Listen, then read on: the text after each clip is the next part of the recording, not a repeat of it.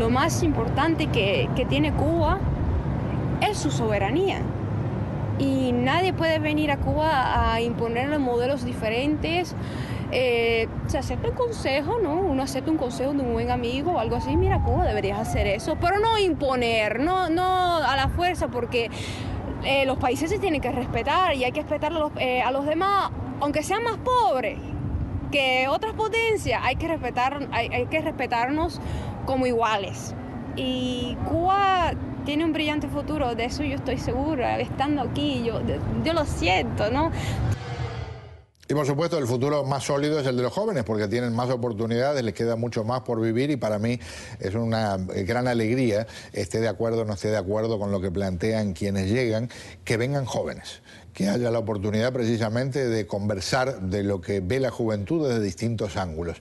Y precisamente la joven que veían ahí, en ese caso hablando desde La Habana, está con nosotros aquí, vive en Estados Unidos, desarrolla su vida aquí. Yadira Escobar, bienvenida, muy buenas noches. Gracias por invitarme. Muy pero muy amable. Y Alejandro Condis vive en Estados Unidos también, aunque hace mucho menos tiempo que Yadira, es crítico de arte. Gracias por acompañarnos. Gracias a ustedes.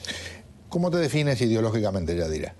Oh, la ideología en Miami, eso significa mucho, porque lo que tú digas, o te dan un puesto, un buen cargo, o te cogen para tirar las flechas. Ideológicamente yo soy nacionalista, porque yo estoy en el centro, como soy hija de un expreso político y sufrí en Cuba bajo esa época más totalitaria de Cuba, pero también he vivido aquí y sé que Miami está muy polarizado y hay mucha propaganda.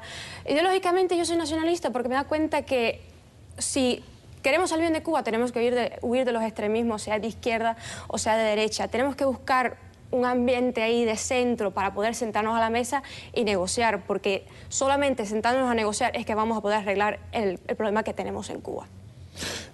¿Qué piensas de lo que decía Yadira? Porque escucho dos versiones. La que veíamos en la grabación, que parece que estás más como cerca, digamos, de que no ofendan al gobierno cubano atacando su soberanía, y una posición en la que estás lejos del gobierno cubano y lejos del exilio, muy extremista, ¿correcto? Ya. Yo lo que sí he notado, Yadira, que he tenido la oportunidad de ver tus videos y ver tu página web, que muchas veces encontramos eso, que te contradices en las cosas que dices. Una vez ves un video hablando sobre la soberanía de Cuba con respecto a otros países, pero otras veces te vemos relatando todos los atropellos que sufriste en Cuba. Y creo que más que hablar de la soberanía de Cuba hacia el exterior, creo que habría que empezar, como nacionalista que eres, a hablar de la soberanía de Cuba al interior, una soberanía que día a día no se respeta. Una de las bases fundamentales de la soberanía en un país es la oportunidad de tener la posibilidad de escoger los gobernantes que tienes en tu país. Y si Cuba no es un país que te permite a ti ejercer ese derecho al voto, a elegir a quien te dirija, de tener la libertad de expresarte día a día. Yo como joven cubano sufría, si no los atropellos físicos, sí los atropellos ideológicos de la Revolución Cubana. Muy bien, llega hasta ahí porque no tenemos tanto tiempo. ¿Qué dices a eso que plantea él?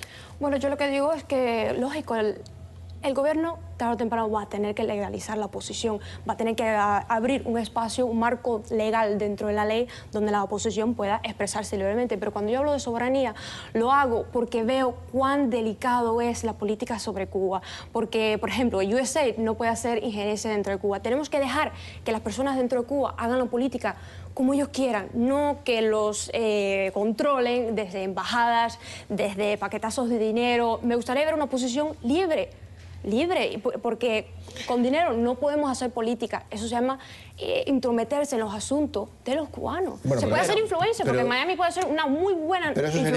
Eso sería válido si fuera un sistema democrático el cubano. Claro. Pero si tú te paras en una esquina y dices abajo, el que quiera, Fidel, Raúl, el que te parezca, terminas presa. Bueno, exactamente, yo hace 2 meses estuve en Cuba y escuché unas cuantas personas diciendo a voz de cuello, más me están gritando, cosas que aquí la gente piensa que se censuran. Yo sé que Cuba ha sido autoritario, lo sé. Pero tú ves cuando golpean a las damas de blanco, por ejemplo. Yo sé, y yo condeno a todo. ¿Quién en este mundo del siglo XXI va a celebrar la violencia? La violencia se tiene que condenar. Lo que tenemos que hacer es no buscar revivir heridas, porque reviviendo heridas no vamos a lograr nada. El futuro, lo que nos corresponde a nosotros, a todos los jóvenes, a los jóvenes dentro de la isla, es entender que eso es el pasado, eso fue en su contexto histórico, que no tenía sentido revivir esas heridas. Tenemos que pensar en proyectos democráticos, en la libre expresión para los cubanos, pero que otras potencias extranjeras que tienen unas economías 1000 veces más fuertes de Cuba, que no hagan su injerencia, que le permitan a los cubanos, a los Alejandro Condis, por ejemplo, dentro de Cuba, que puedan desarrollar sus propias ideas para democratizar más a Cuba. Pero histórico. ¿Cómo hace si le dan palo a los que...? Porque le siguen dando palo, eso es una realidad.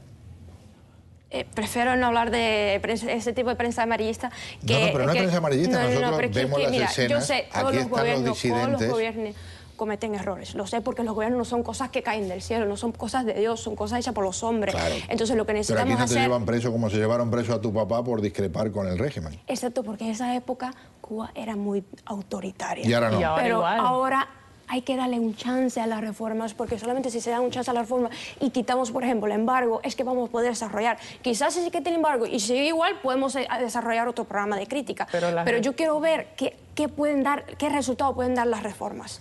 Pero las reformas son un método de mascarar nada más y nada menos que la tiranía.